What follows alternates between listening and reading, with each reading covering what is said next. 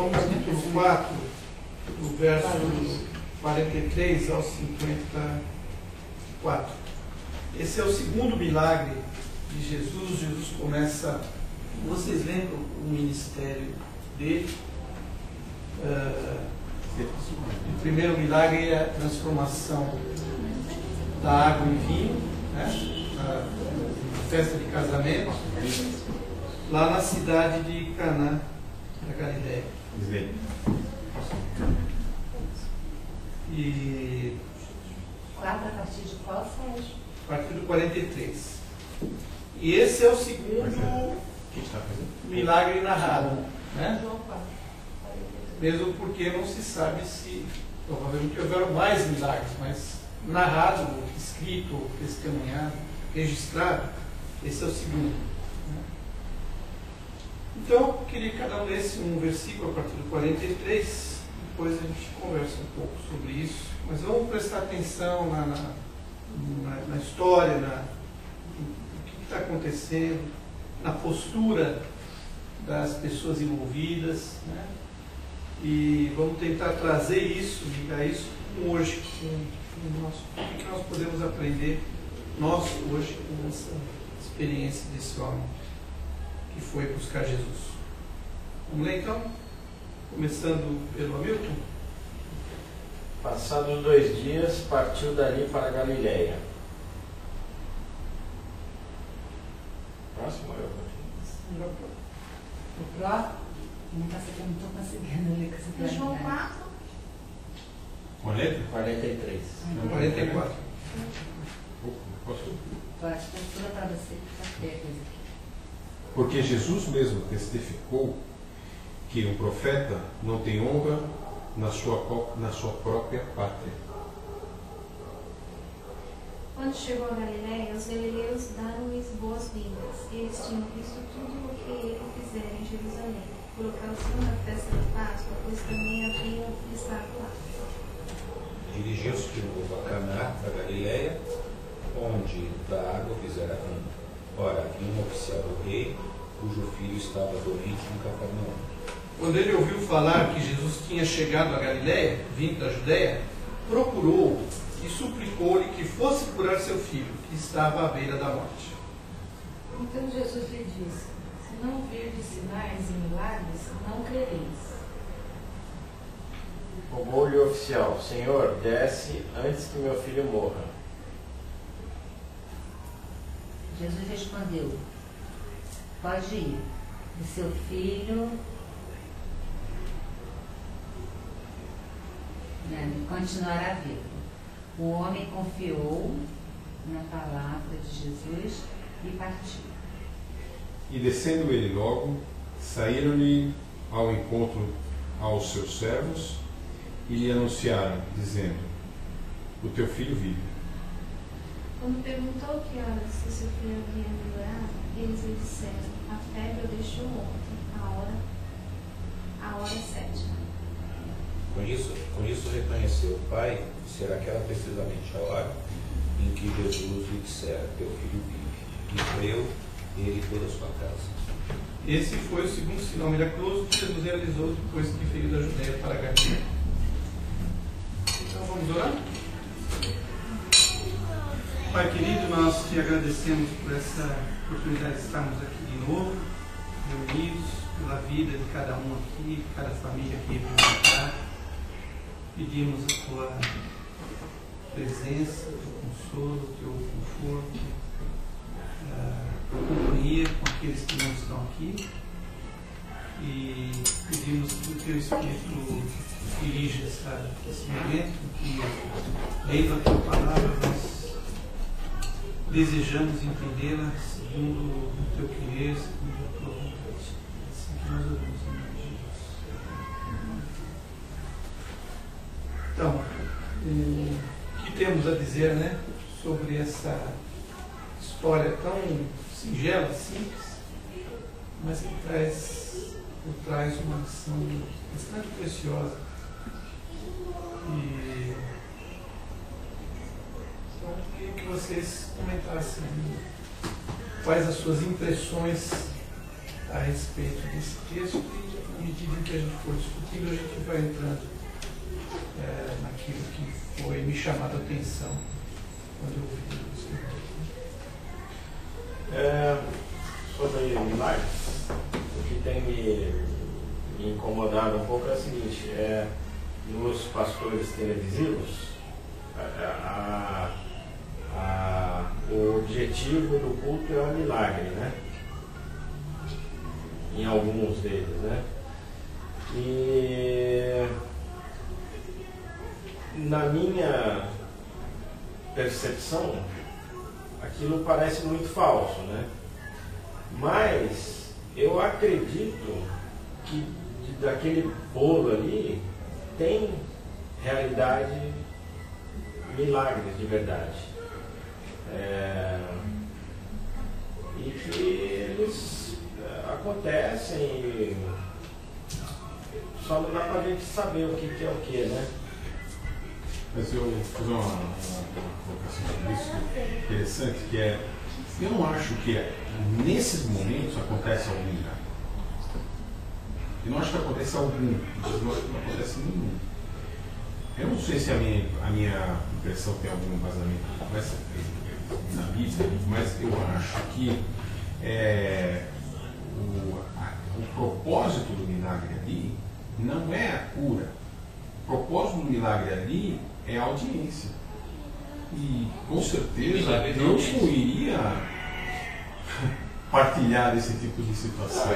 Mas o que acontece ali normalmente é o seguinte, o cara chama quem teve um milagre na vida. E muitas pessoas vão. Eu acho que até pode ser que muitas daquelas pessoas sejam combinadas. Mas desculpa, é que eu fiz uma outra leitura. Eu estava imaginando que tem muitos lugares que faz na hora. Na hora ali fala assim, vai lá, levanta. Eu estava falando no início, as pessoas que estão ali como fiéis, eles realmente são fiéis. Tem gente ali que realmente é sincera. E Deus opera na vida deles. Agora a gente tem que caracterizar o que é milagre. O que a gente julga que seja milagre. Dá para a gente direcionar, falar assim, é o que para nós? Vamos primeiro. O que é sobrenatural? Porque a gente não consegue explicar. Não, porque sabe o que acontece? Por exemplo, quantas pessoas eu já vi, todo o princípio do Evangelho, nada é matemático, nada é explicado cartesianamente. Então, para muitos, aquela situação era você nunca vai sair dessa relação. Para muitos, aquilo lá é só uma coincidência. Mas para o cara é um milagre, porque ele passou na fé. E mas isso, não por exemplo. Né? Porque tem coisas tipo, ressuscitou o Lázaro. Isso não é uma coisa que é coincidência. Não, mas peraí, isso aí é não. um fenômeno. Quantas pessoas você conhece, amigos seus aí, que na vida que ele tem alguém que ressuscitou? Ele está falando de milagre. Não, estamos falando de milagre. O que é definiu essa é a história. Fenômeno o cara vira lá e fala assim, peraí, mas pessoas fidedignas que ocorreram milagre. Peraí, deixa eu explicar. O que é milagre? É uma pergunta que ele fez que é muito pertinente. Que assim, quem disse que o cara lá naquela época ninguém sabia, e o cara na verdade teve uma parada, que isso é comprovado pela medicina, e depois os caras não teve, o cara morre antigamente, depois o cara vai para o caixão, depois o cara volta. 4 dias depois? Fedendo, apodrecendo. Gente, mas eu estou falando, eu não estou discutindo cada milagre, entendeu? Quer dizer, eu acho que existe milagres, eu penso na minha vida que eu acho que tem milagre.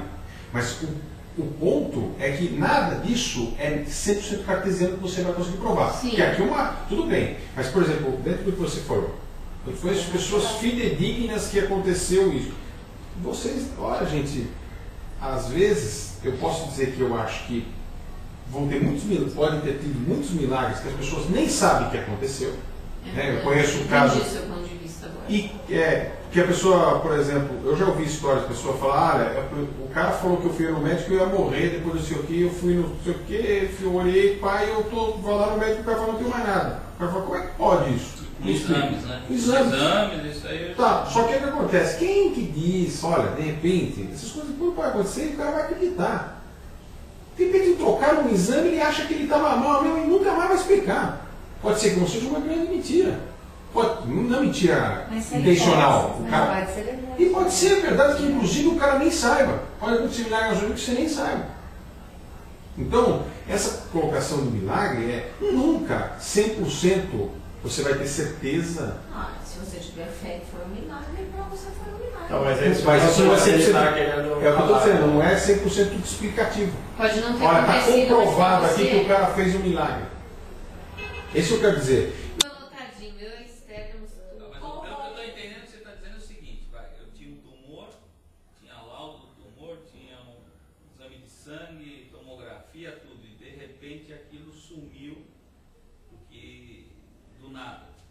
Que nesse meio poderia ter havido algum engano ou Não, você está falando o seguinte, se você tem fé, você tem certeza que foi Deus claro, que foi curou. Deus que Mas se curou. pegar o cara descrente, o cara vai falar, Vai falar, não, "Puta, tem alguma zebra aí que é um aconteceu. troço que... Então é relativo. Não, isso é lógico, nunca vai ter. Eu vi duas coisas na minha vida. Uma, eu vi um primo meu, o cara, eu não sei, essas coisas eu acho que Deus, o cara deu um tiro nele com a arma, deu um tiro e não funcionou. Falei, tec! E não funcionou. Como é que, qual a probabilidade disso acontecer? Né? Falando disso, eu percebi, teve aquela situação que teve na minha empresa, que o cara chegou lá e falou, vocês vão embora daqui em nome de Jesus, todo mundo correndo. Claro, para mim é milagre. O cara, sei lá, será que o cara pensou que a polícia estava chegando? Será que... Eu vi isso acontecer todo e várias pessoas viram dentro da empresa. E gente se converteu ali, inclusive. Eu escutei uma agora que uma criança caiu do não sei que andar e chegou no anda e disse, o homem me pegou assim no braço e veio descendo. Então, Aí alguém viu. Se ela caiu.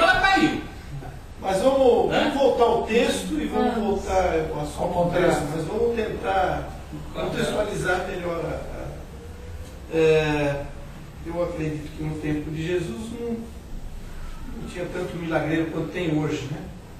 Porque a mídia hoje favorece muito aos milagreiros, mas ali Tinha que fazer ao vivo a coisa, né? Mas eu acho que existia, lembra os feiticeiros, né, no Egito? ali naquela... Tirando Jesus e Moisés. Foi uma... Eu acho que sempre, até não existia mais. Estava ali. Que os reis mandavam buscar. Moisés. Não, então, vamos dizer, da Bíblia, que a gente sabe dos É, milagreiros, os top 10, Dos feiticeiros. Jesus, depois vem Moisés ali. Né? Não,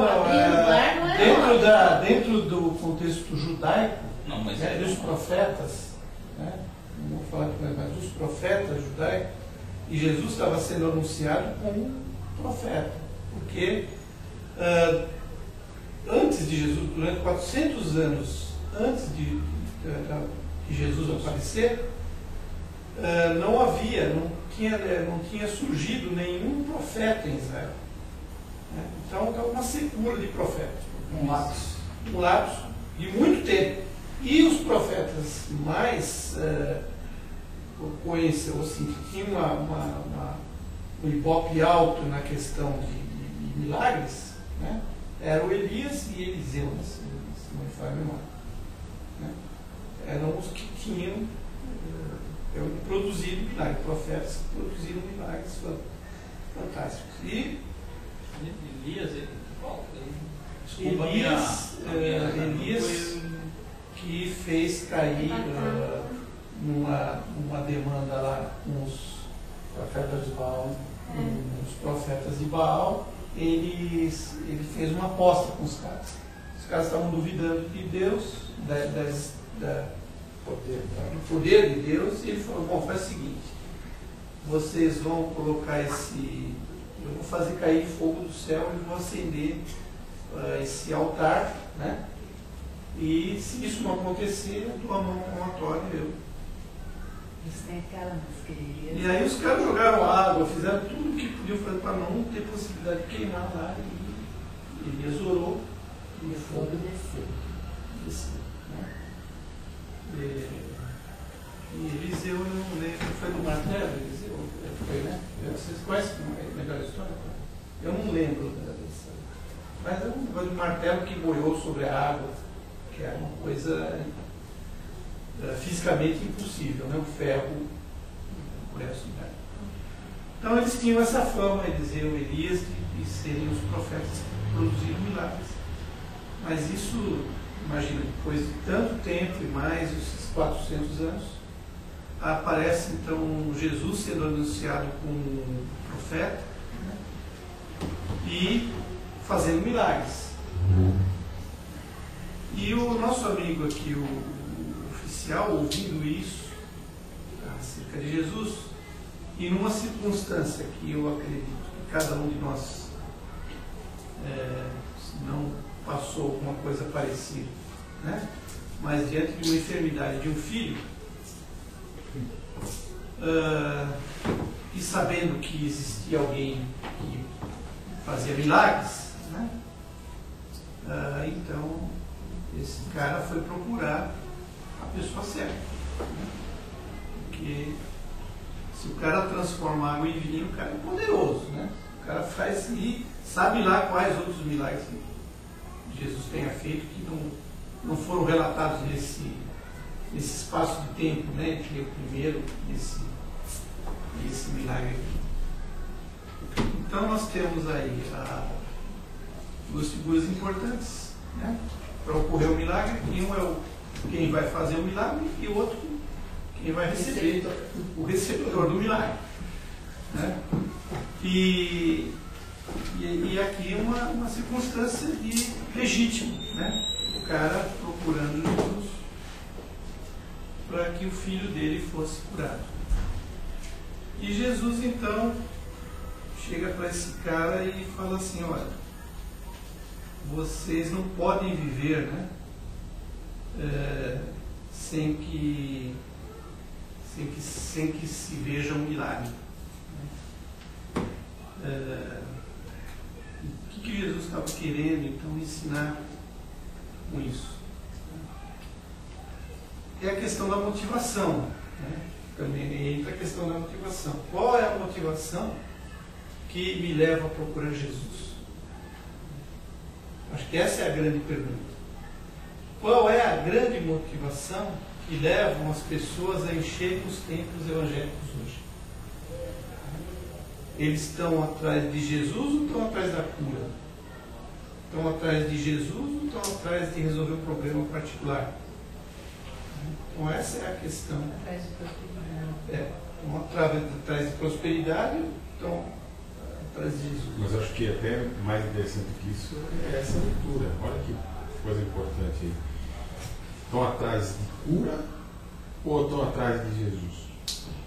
Porque a cura e a prosperidade é a mesma relação. Ou não é?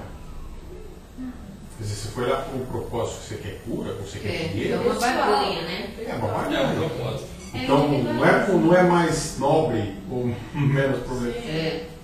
Porque ele vai lá, tá achando que vai ficar rico porque vai dar o dízimo. Mas eu acho que aí ele está vendo o evangelho individualista, não pelo contexto, né? Uma comunidade. Mas de qualquer forma, o milagre é abençoador, né? Tanto da cura e mesmo a prosperidade é abençoadora também, né? Eu acho que essas duas coisas não é. Não é né? uma obrigação. Mas não é um propósito, né? Ele é só no meio do caminho, ele pode acontecer, que é uma coisa legal de Deus para o ser humano, mas que não é o propósito final, né?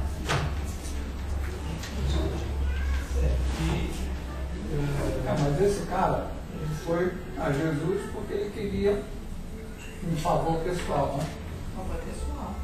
Quer dizer, a intenção dele não era Adorar a Cristo, não era nada disso, né? Era a cura do filho. E mesmo assim, Cristo atendeu. Mas ele atendeu, mas ele chamou atenção uma parte aqui, e quando Jesus falou para ele que o filho dele vivia, né, para ele confiar, para ele ficar tranquilo porque o filho dele estava vivo, Aí ele praticou a fé dele. Aí ele creu e continuou. E voltou para ver o filho. Aí o que eu acho que está a coisa. Mas ele Porque ele confiou. Mas Então, a motivação foi egoísta. Procurar meu filho. não, a motivação de Jesus fazer o milagre. Não, agora Jesus. Não tem um texto, não está dizendo aí que eu quero que vocês vejam. Você falou? Não. Ele está dizendo assim, que se vocês não virem sinais e maravilhas, vocês nunca crerão.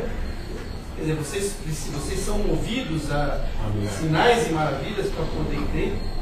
Jesus Cristo perguntou, indagou isso. Mas ele estava cansado para fazer Estava cansado e ninguém chegava. Mas o que as pessoas estavam atrás? Não era atrás de Jesus. Eles estavam atrás do poder de Jesus.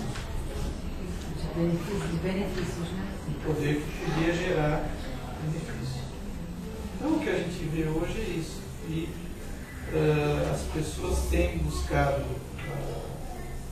a religião, né? Ou a fé movida pela necessidade, né? Pela satisfação de uma necessidade pessoal. E as pessoas estão atrás do poder. Então, onde tem o cara que ora mais forte, eu vou lá. Onde tem o. Né? Oi? Sempre foi assim. Mas a mídia fez com que eu escrevi. Mas isso mostra bem, a gente contextualizando que não é diferente do que estava acontecendo ali. E outra coisa é que as pessoas chegam a Jesus já com. Aí a gente pode pensar um pouco mais. Né? Quantas vezes nós mesmos chegamos a Jesus já com uma resposta pronta? Né? Então esse cara chega, Senhor, vai lá, se o Senhor for lá, meu filho vai ser curado. Eu já tenho isso. Acho que cada um tem a sua experiência de um momento de uma dificuldade. E a gente dizia para Deus, sugeria a Deus o que ele poderia fazer para resolver o problema da gente. E Jesus acha graça nisso. Né? Poxa. Jesus vai ensinar que não é assim. Porque Jesus não trata com poder. Jesus trata com autoridade. Então, o que ele estava ensinando aquele homem, quando ele falou, vai, né, que o seu filho vai ser curado, é que ele não tinha poder somente. Né? Ele tinha autoridade sobre aquela situação. E por causa da autoridade de Jesus diante do Pai, o milagre é realizado. Lá em Mateus 28, 48, Jesus era um cara interessante, né, São João? Jesus era um cara muito interessante, porque ele estava na festa e acabou o vinho. E ele viu a aflição possivelmente dos donos da festa. Acabou o vinho, o que nós vamos fazer? Acabou o vinho. Ele sentiu o desconforto do pessoal. Mas ninguém pediu para ele, você não quer transformar água em vinho? Porque ninguém nem imaginou isso aí. A Maria foi. A mãe dele sugeriu. A Maria foi dizer para ele que o vinho tinha acabado. Ele falou, o que eu tenho a ver com isso? E aí, o que ela falou? Aí ela falou, faça o que você mandar fazer. Façam tudo o que ele mandou fazer. Né? Aí ela já ordenou aquele. Não, ela ordenou, mas ela sugeriu, né? Ela recebeu um passa fora e ela disse, olha, o que ele mandar fazer, vocês fazem e tira o time. Então, lá em Mateus 48, desculpa, Mateus 28, 18, né? Que é a grande comissão, né? Chamada grande comissão, ide, né? Antes de Jesus dizer ide, pregar o evangelho, toda a criatura, Como é que está na sua tradução? Jesus fala assim. Jesus, aproximando-se, falou-lhes, dizendo: toda autoridade me foi dada no céu e na terra. Toda autoridade me foi, não é todo poder me foi dado. Aqui está poder. Mas não. Aqui toda autoridade. Toda autoridade. Dos céus e da O que está terra. no grego? Autoridade. É o sentido de autoridade. Autoritatus. Por toda autoridade. Isso é relativo, né? Por que essa questão da autoridade? Essa questão da autoridade, lógico, não anula o poder, mas por que a autoridade é importante nesse caso? Porque Jesus não era um profeta. Ou era só um profeta. Jesus era o próprio Deus. Então ele tinha autoridade sobre todas as. Tem autoridade sobre todas as coisas. Se ele quiser fazer um milagre, ele faz. Se não quiser, ele não faz. Ou ele conhece com a autoridade dele a intenção do nosso coração, ou ele sabe o que é bom ou ruim para nós. E aí a gente pode perguntar por que ou melhor, se nós perguntar por que Jesus não atende todas as nossas orações, não faz todos os milagres que precisam ser feitos. E não é sobre a nossa lei que vai funcionar. Exatamente. Não é sobre a nossa aquela história do Spock, né? Não é pela nossa lógica. Mas eu não entendi bem o que você quis dizer. Você pode falar assim do autor. Spock, mas não é. O que é isso? Não, uma coisa que falou lá o Ed, não lembra? Na pregação do Ed lá? Que É da tua época de. Não. Jornada nas Estrelas. Acho que eu diria que é uns 5 anos. É verdade. Capitão Kirk. Sula. Eu não entendi a muita diferença da autoridade e do poder. Desculpa, eu não sei. A autoridade mostra o caráter de Deus. Deixa eu só resolver. A autoridade, agora eu vou falar linguisticamente. Não, autoridade vem de autor. Idade é qualidade, é o direito. Entendeu? É a qualidade do autor. Então ele é o autor daquilo. Ele pensa numa peça teatral. Tem o ator e tem o autor. O ator realiza aquilo que o autor escreveu. Então o autor tem autoridade sobre a fala do ator. Entendeu? E o ator pode ter poder de representação, mas ele não tem autoridade de representação. Porque a autoridade é do autor, aquele que escreve a coisa. Então, por autoridade me foi dada, ou seja, eu agora sou o proclamador do direito. Eu sou o autor, não sou o ator. Isso.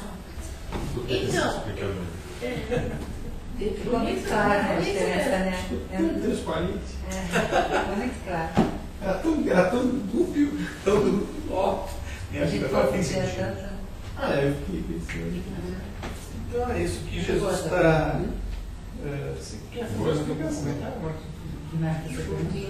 Eu queria fazer dois comentários. Um sobre essa questão do poder, que eu acho que é legal, e outra é sobre essa fala de Jesus, que ela é ambígua, no meu ponto de vista, mas ela perde a ambiguidade se a gente lembrar de um outro texto. Ele diz o seguinte: se você não crê, se você não viu milagre, você não crê.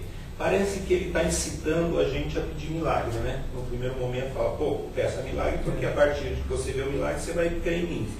Eu acho que Jesus está puxando a orelha do cara, ele está falando exatamente ao contrário do que a gente está lendo. Ele está falando, você tem que crer sem ver. E aí está aquela fala de Jesus para Tomé. Tomé, se você está crendo porque você está tocando em mim, felizes são os que creem e não veem. Isso Paulo vai retomar numa das cartas desse menino a Coríntios. Ele fala, se antes vimos a Jesus como homem, agora não obstante, cremos. Né? Então, eu acho que ele está fazendo esse jogo de inversão aqui. Só que por que então que o milagre acontece? Eu acho que de alguma forma ele está trazendo um juízo sobre essa situação. Parece esquisito o que eu estou falando aqui, mas se a gente pensar escatologicamente a figura de Jesus em Israel, é como se, aí entra a questão do poder.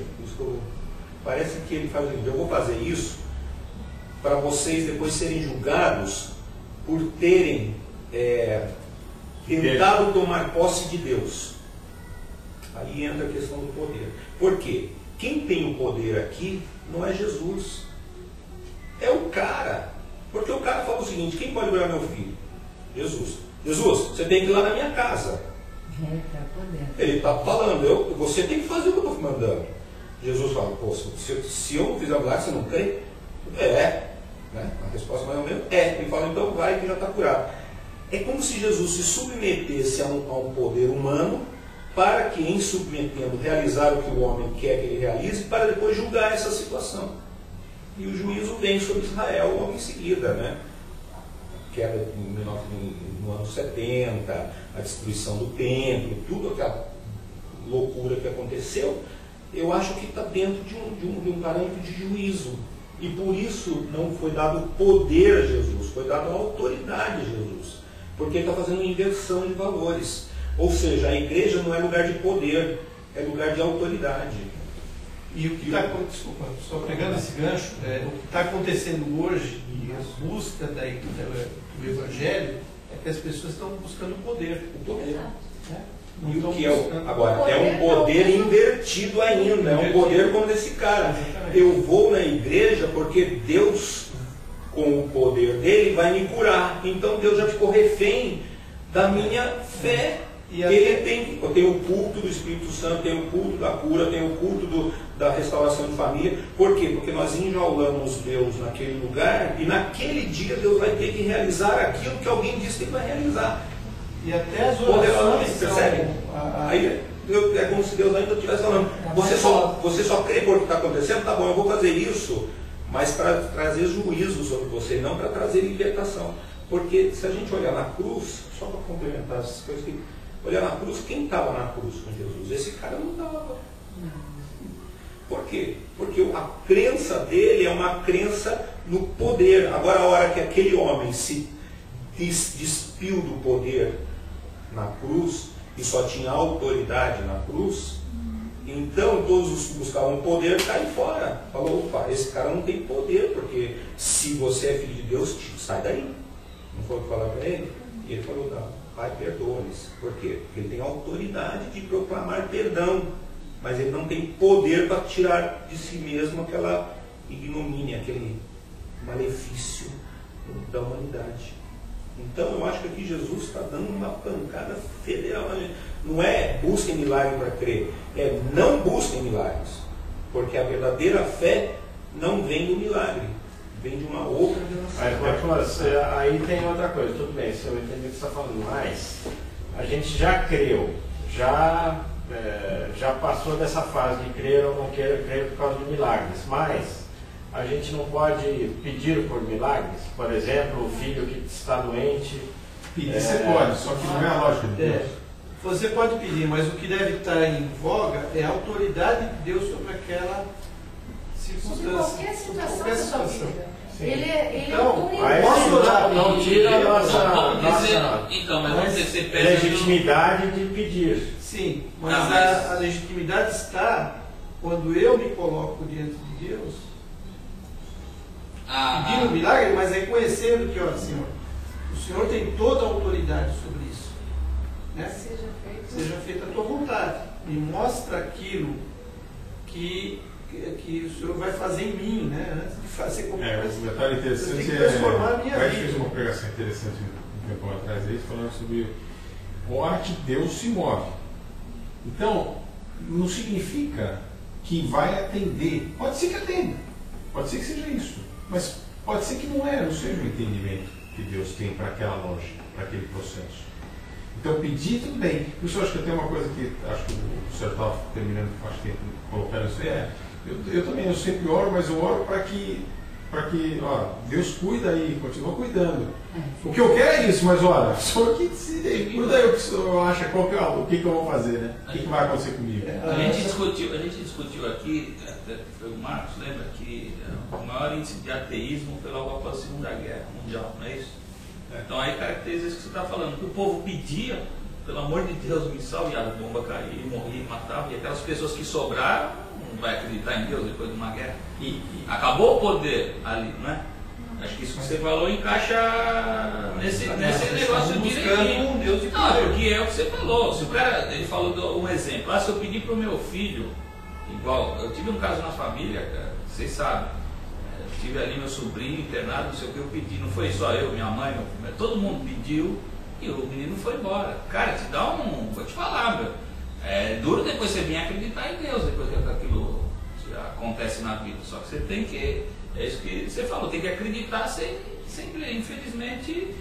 Mas Ele foi, assim como os da guerra, morreram muitos e aí é que mostra o poder. Você crê, mesmo te acontecendo essa desgraça.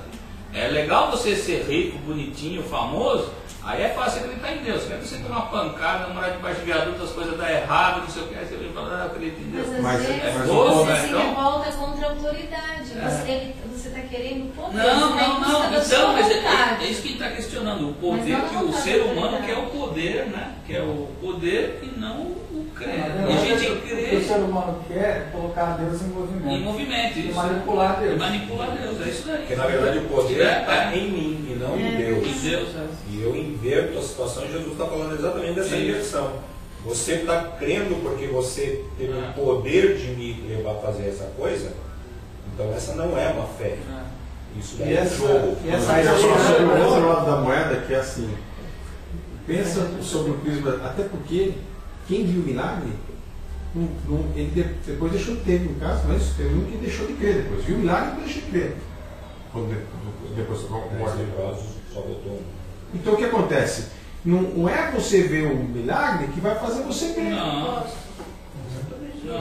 É o contrário da história. Ele viu o milagre e depois É não o creu. povo de Israel lá, que viu o milagre todo dia. Passou pelo mar vermelho. Então não é esse o sinal, né? Claro, Então, não mas, vejo Marcos, tirando essa coisa do poder e tal, uma coisa que me incomoda muito é a tal do dom da cura. Que a gente não vê, não tem essa experiência, né? A gente sabe que tem um cara que tem o dom de pregar, outro cara que tem o dom de não sei o quê, mas o dom da cura não é do nosso histórico, talvez seja do histórico lá do Deus é Amor, mas não é do nosso, né? Então, esse cara que tem o dom da cura, ele não está fazendo esse jogo de poder, é o cara que por amor faz. E será que a gente não negligencia esse dom? A questão que eu acho é o seguinte, o que Jesus está criticando é o jogo de poder e não a cura. Tanto que ele fez. Pode ser. Então ele não está falando a cura não existe ou o dom de cura não existe, ele não está questionando isso daí. Ele está questionando isso. O cara chega e fala, lá está o milagreiro. Porque até então Jesus era milagreiro. Lá está o milagreiro. Ô milagreiro, vai lá em casa e cura o meu filho. Porque você tem poder para isso, que eu sei, já ouvi falar. Aí Jesus fala, porque você quer ver que você vai crer? Então vai que já está acontecido, só para você saber. Então ele está questionando esse modelo que é presente muitas vezes na nossa vida. Eu estou no sufoco, falo, bom, orar a Deus porque ele tem poder para resolver esse assunto. E aí pode ser que Deus fala, eu vou cruzar o braço, eu quero ver a relação que nós estamos tratando. Eu acho que é aí que diferencia. Agora, se a cura por um ato espiritual, que a gente está chamando de milagre aqui, eu não estou duvidando disso, que o Espírito pode levar. E também não acho que quem realiza um ato desse é mais santo que o outro, porque o texto diz, é uma ação do Espírito. E o Espírito, às vezes, pode escolher uns caras meio esquisitos para fazer certas coisas. Então, não tem nenhuma relação entre a minha capacidade. É isso que eu acho que o Evangelho quebra e o Novo Testamento quebra. Essa relação entre o meu ato moral, a minha vida ilibada e o fato que aconteceu. Jesus não perguntou se o cara era bonzinho, malzinho, se ele tratava bem a esposa, ele simplesmente fez. É isso que eu acho que tem que distinguir. E nesse momento, olhar essa questão do poder e da autoridade. São duas coisas absolutamente distintas. O poder está muito forte na nossa sociedade. Nós somos pessoas movidas a poder. O poder um executivo, de um empresário, dizer faz, o cara tem que fazer. O poder de um povo que diz para Deus realiza o milagre que a pessoa tem que realizar, e Deus queremos o gênio da lâmpada. O gênio da lâmpada. Essa é uma contextualização boa, né? E é o que acontece no meio evangélico. Até as palavras de oração acabam sendo palavras de ordem, né? Que Deus tem que manifestar o seu poder. Eu ordeno aquilo que Jesus está condenando aqui, que está fazendo um contraponto aqui. É justamente isso. Outro dia teve uma mensagem que eu achei muito interessante. Na verdade, a gente, diante de qualquer circunstância, deve se colocar como Deus o que o Senhor vai operar em mim, quer me transformar, quer operar nessa situação.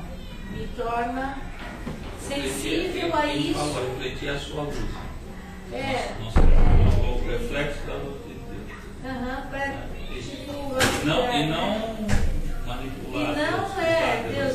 Mas você sabe, Hamilton, que eu acho que realmente nas igrejas tradicionais esse dom da cura realmente é deixado de lado, até por uma questão de não virar um sensacionalismo dentro da igreja, porque as igrejas tradicionais têm um perfil muito, sabe, de fazer espalhafato, aquela coisa.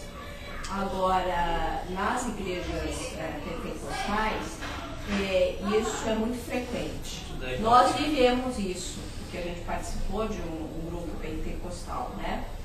E eu não vejo problema, eu acho que é muito interessante você ver mesmo a coisa acontecendo, aquilo te traz uma experiência muito nova, só que quando isso começa a virar simplesmente um sensacionalismo, ser o objetivo da coisa, né? Exato, se torna enfadonho, cansativo, e até a gente mesmo que participava desse momento, chega uma hora que você fala, pô, peraí, mas eu não vim aqui só para isso o tempo todo. Eu já não tenho nem mais unha cravada para curar. Entendeu? Sabe aquela coisa? Então, eu acho que estão banalizando uma coisa que Deus deu condições para o ser humano de experimentar. Só que a banalização está tanta. A comercialização. Que agora mas vamos falar sem a banalização e sem essa coisa ruim que tem por trás aí. Você pode usufruir disso sim. Então, será que a gente se restringe mais do que deveria? Eu acho que até pela cultura tradicional se restringe, sim. Porque a gente tem o mesmo, né? O espírito é o mesmo. Você fica no racional. Porque a tua fé você já está sobre nós. E se você quer saber, Hamilton, os milagres em termos de cura ocorrem bem mais com uma população mais simples. Que não tem recursos humanos. Não, simples. Sim. Porque o simples não tem vergonha de levantar a mão e falar, putz, eu estou com uma dor, sei lá, eu preciso. Entendeu? Então, eu acho que Deus tem uma misericórdia, uma compaixão e aquilo ocorre. E até porque essa pessoa provavelmente não tem o recurso humano que cure, né? Que também pode ser instrumentalizado também para visualizar um não sei o que, não sei aonde, pode ser Deus revelando. Sim, eu vou contar um fato real. Foi um pastor com dom de cura, enfim, aquela coisa toda. E foi a empregada da minha mãe no culto. Ela ficou com a boca cheia de obturação de ouro. E nós vimos, abre a boca! Coitada da moça, ficou até. Porque todo mundo queria ver. E aconteceu! Eu vi! E a menina ficou exultante. E na hora ela falou: aconteceu alguma coisa comigo. Uma menina simples, humilde. O que você vai falar? Obturação de ouro? Teve uma fase de manifestação. Mas o Ed uma vez problematizou essa história de a pessoa ter o dom. ele colocou no sentido de, eu não sei se isso, como é que é, mas de Deus está instrumentalizando pessoas. O dom é dado pelo Espírito, não é a E não pessoa é- que é, quer. A pessoa é Não, O Espírito dá E é no aquilo que quer, da momento. maneira que ele quer. Isso é o canal. É. Não, aí eu Ou não, volto, né? tomando essa fala aí, eu sou assim, gênero, número e grau nessa. Se não, voltamos a uma estrutura de poder. A estrutura de poder é dada dentro da nossa sociedade quando existe um especialista desse lado que tem uma oferta de um produto ou de um serviço e desse lado tem uma demanda reprimida ou uma demanda qualquer. Essa relação já é uma relação de poder, certo? Porque eu sou o cara que te supro e você paga de alguma forma isso. Agora, quando a gente pensar que essa estrutura de ofertas de bens e serviços é distribuída de uma forma, vamos dizer, Aleatório? não é bem essa palavra, mas de uma forma mais democrática ou menos regulada. Ou seja, você pode ter o dom de cura num dado momento e pode ter o dom da palavra num outro momento, você pode ter o dom pastoral num e o dom apostólico no outro. Eu estou usando aqui alguns textos bíblicos. O dom do amor e o dom da fé em momentos oportunos e necessários. Mas você não carrega isso como algo presente o tempo todo. Portanto, você não é um especialista ao qual eu vou falar, eu vou atrás do Hamilton Júnior porque ele me cura. Aí é uma relação de poder. O que está acontecendo isso? Hoje é isso. Existe o apóstolo e, portanto, ele tem a palavra de Deus e a revelação de Deus para o povo de Deus no século XXI. Portanto, vamos à casa de Deus ouvir o servo de Deus porque ele vai nos dizer como nos guiar. Isso é uma relação de poder. Jesus distribuiu esse negócio. Portanto, não tem poder, tem eclésia. Aí a gente volta àquilo que eu falei antes da eclésia, uma assembleia dos santos, onde debate-se as necessidades dos santos. Quem vai trazer a solução? Exatamente a eclésia traz, e não um indivíduo dentro da eclésia. E o milagre perdeu a importância. Quem ganhou a importância? A eclésia. Mas quem é a eclésia? É o corpo de Cristo. E quem é o cabeça? O próprio, que tem autoridade. Então existe isso casa também no sentido de que tem o cara que é tem o dom da cura, tem o cara que é o dom da palavra. Ele nasceu com esse dom e vai morrer com esse dom. Se você está olhando um século XX na cabeça, com um terrorismo mais clássico de uma linha de produção. Aqui nós temos a área de montagem de roda. E fica lá o caminho. Sinceramente, eu estou pensando na nossa igreja. Nessa aqui. Mas nessa aqui, Deus distribui os dons a cada um como Ele quer. Não, sim, mas o que eu estou falando é o seguinte, tem a pessoa que é a pessoa do dom da palavra. Por exemplo, Marcos Nicolini. Tem a pessoa que é a pessoa do dom do pastorear pessoas, que é o Sérgio Cacetari. Não tem nenhum curando aqui. O que é isso? Não, mas só a personificação dos dons. Então eu te digo nunca na minha vida eu tenho dom da palavra. Mas no momento em que você... Sim, eu tenho certeza que alguém você já atuou com esse dom da palavra. Pastoral. Pode não ser um grupo. Não assim. Mas no momento, você está confinando alguém você já... O Espírito é o nosso eu não sou especialista não é em falar. especialista. Vamos dizer Não assim. é. Mas a igreja não é um ambiente de nenhum especialistas. Se tivesse que voltar em alguém aqui para ter o dom da cura, eu botava mais nele. Por quê? Dom da cura. Vamos lá, quem vota no dom da cura? Eu não sei que mal tem, como a minha marido disse. Pode ser. Aí que eu digo, a Toda mãe tem o dom da está cura. formada por uma estrutura de especialização. Aí está lendo. Isso é século XX, isso aqui não é século I. Século I não existia linha de produção. Eu vejo os resultados da minha filha, ela sai pulando. Dom da cura. A gente tem que se desvestir. Eu acho que para a gente realcançar o que está o peso, a gente tem que esquecer que a gente é ocidental do século XX. Porque essa maldita ocidentalização, essa chamada modernidade, ela nos fez especialista. A gente vai no médico. Essa semana eu fui no Carlos e fiquei pensando, como pode um cara estudar 5 anos para olhar dente? um absurdo. Minha irmã estudou 6 anos mais 6 para colocar coisinha na cabeça, porque nós somos uma sociedade de especialistas, mas a eclésia de 2000 anos atrás não era especialista, era eclésia. Eclésia não é igreja, não é ministério. Esse negócio de ministério existe há 200 anos. Igreja, como é aqui, é uma baderna nos nossos olhos, porque todo mundo fala, todo mundo grita, todo mundo ensina. Coríntios 14 e 15. Olha, Paulo teve que escrever uma carta, vamos calmar esse negócio, porque está todo mundo falando ao mesmo tempo, está todo mundo debatendo, cantando, profetizando. Para, quando um profetizar, o outro cala a boca, aí depois o outro profetiza e depois o outro. Pô, tinham vários profetas. Quando fala um em língua, fala um, mas o outro traduz, e depois fala outro, depois o outro traduz, porque são vários. O que nós perdemos é essa essência da coisa de ser um ambiente, isso mesmo, cada um fala, põe o seu ponto de vista, eu estou falando um pouco mais, mas. Não, tudo bem. Mas tem a questão realmente do talento. Eu acho que tem as pessoas que têm o talento, mais preparadas. Isso aí o dom, seja lá que for.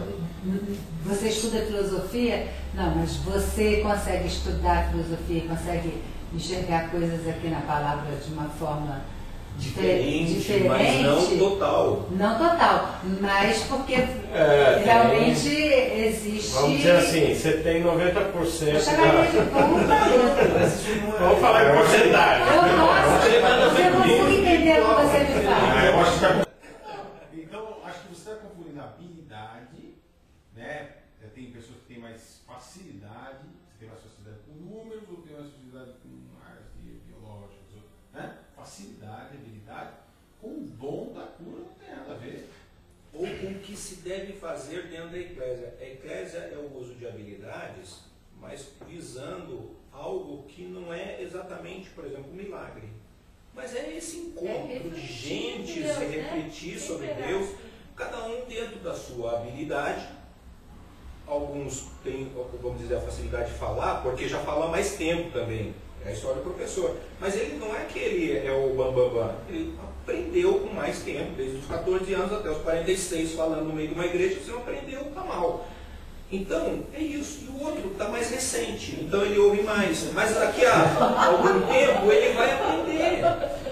Tá. E vai ter outros enfoques que o cara que estuda filosofia também está errado. Por quê? Porque ele estuda filosofia. Filósofo normalmente não entende Deus.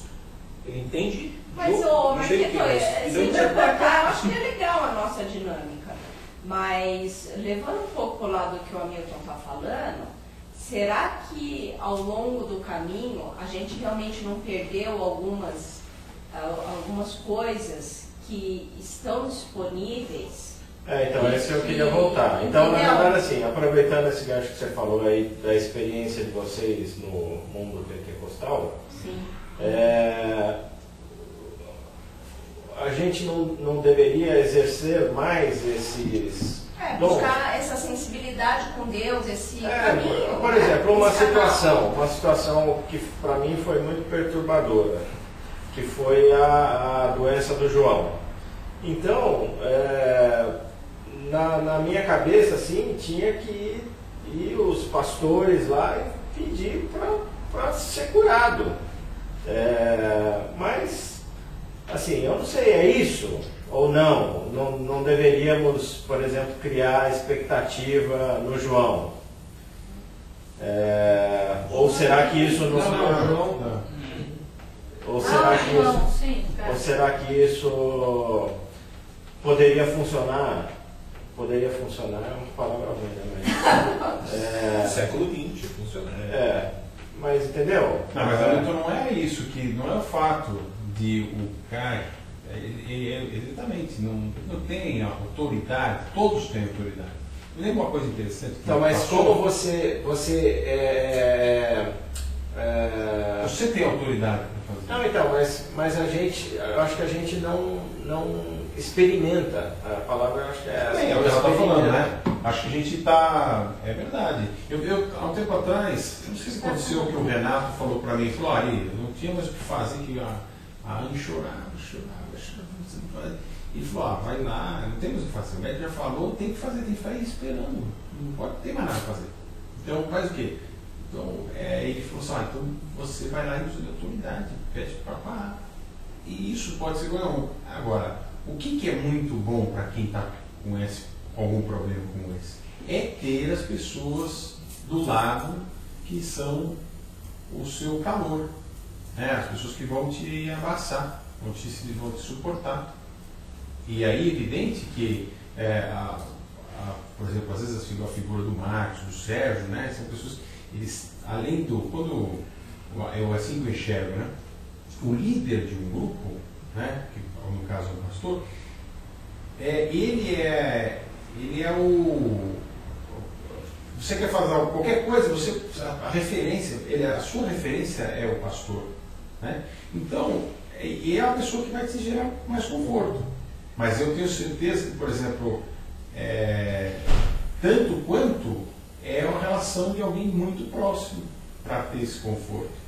Não acho que eles vão ter mais propriedade ou menos propriedade de poder... Não, conforto sim, mas o Hamilton está falando, a sua mãe está com aquele problema. Por que a gente não tem que praticar e falar, não, vamos orar pela cura da dona da Silva? Porque Deus pode curar a vida dela. Não é pela essa mas aí eu não concordo mais, eu já concordei. Aí nós caímos na mesma história daqui. Deus pode fazer isso. Analisamos Deus. Eu já fiz Deus ser meu servo nesse ano. Então aquela pregação do Edson está errada. Você não tem problema de nós não somos eu acho que é por amor. Deus pode eu acho que até nessa linha do que o Sérgio falou. Olha, não que você tem... Deus é soberano. Nós aceitaremos qualquer decisão de Deus. E nós cremos independente da decisão dele. Essa aqui é a questão. Não estou falando, o Senhor cura, que eu estou falando para curar. Não estou falando isso. Estou pedindo, mas seja feita a sua vontade. Mas vamos pedir. Exatamente. Porque a gente às vezes não pede com medo de falar, pô, não vou ficar pedindo para curar. Pedir, eu acho que pode. Eu não estou... Mas não se revoltar contra a vontade. Não estamos falando isso. Acho que a gente passou dessa fase. Então, mas eu acho que uma coisa, outra coisa, outra A coisa. questão, sabe que a gente não aceita a soberania de Deus. É verdade. Nós queremos ser soberanos. Não, mas vamos considerar que a gente passou dessa fase. Que a mãe do Ari, o Ari, principalmente como filho, por amor, fala, Deus, ó, vocês fazem. Mas peraí, gente. Mas peraí, deixa eu queria aproveitar e dizer o gancho é o seguinte, ó, minha mãe, ela tá terrível. Sábado e domingo, ela não consegue levantar da cama. Na quinta-feira, quando ela toma o remédio, isso vai rebater no final de semana. Sábado, domingo, eu vim justamente para meditar junto. Aí no domingo eu falei, vamos almoçar, né? Ela não consegue levantar para ir no restaurante lá embaixo, na ilha. Dentro da ilha, eu não consigo levantar, você acaba. E durante a semana ela fala, nossa, está perfeito. Você não nota a diferença, né? Então, tem alguns sinais normais que você enxerga nessas pessoas, que é a palidez, né, cair todo o cabelo, essa coisa toda. E isso às vezes choca um pouco, né? Então, mas assim, durante a semana a gente consegue ter um convívio praticamente normal. E para uma semana assim, ela cai muito. Então, eu peço, acho que todo mundo já passou por algum problema de dor, peço. Porém, uma coisa é pedir, outra coisa é ter o dom agora, de curar. Voltando ao que o doutor está questionando que ela falou. Dom porque a gente não busca. Gente, o que é dom? Aí volta a intervenção inicial. Ele falou, o que é milagre? Não é gift, é um presente de Deus. Um presente de Deus. Seu presente é algo dado de graça por Deus, sem que haja mérito do receptor. Não, mas a gente não tem que fazer essa ação de pedir? Sim, não tem nada a ver como igreja. Você pode pedir como igreja, claro, mas eu discordo às vezes da gente ir diante de Deus, mas o senhor tem um poder. Não, isso a gente já esse linguajar que nos é habitual como pessoas do século XXI, e nós temos que começar a nos esvaziar diante de Deus e começar a ter aí eu acho que é o intuito dessa fala hoje, é esse esvaziamento do nosso poder, da nossa autoridade, que não temos nem poder nem autoridade, a autoridade não foi dada a nós não somos autores de nada, nós somos atores, então nós temos autoridade, não autoridade. Quer dizer, são nuances da linguagem que às vezes a gente tem que prestar atenção no reflexo o nosso relacionamento com o próprio Deus. Eu acho que nós podemos nos colocar diante de Deus, sim, né? Batei e a ver se usar.